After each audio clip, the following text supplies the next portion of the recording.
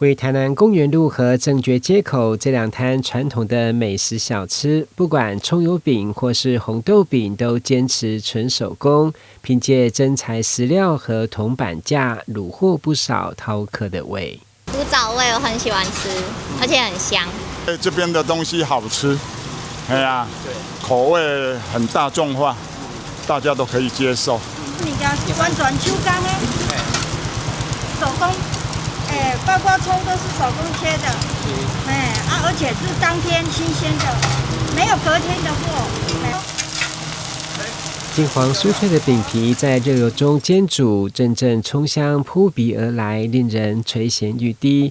設攤36年的老闆娘，從少女賣到歐巴桑，雖然自嘆辛苦衍生職業病，不過就這樣撐起家中重擔。至於面對油品風波，她強調用的油從未出過問題。客人都是固定的，客人都他的知影阮是用什麼油。所以我不會每天講是有個影響啦，是不會啦，對安尼啦，因為阮用的是大成，還是統一的，不是用那個有問題的。沒有，從來我做36年，從來沒有出過問題。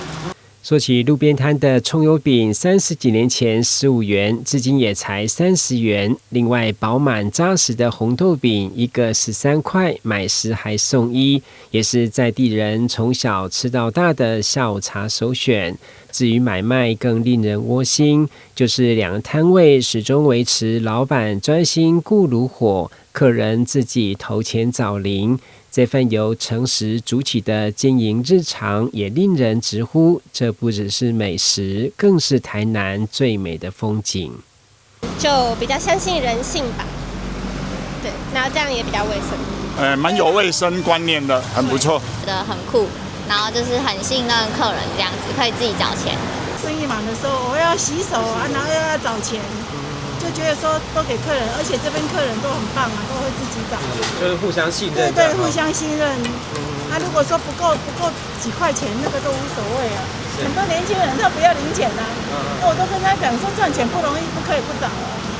為了效率和衛生而體貼客人的舉動，兩個攤位一做就是20-30年。在這裡，消費者買到的不只是飄香的銅板美食，還有一份社會少見的信任感。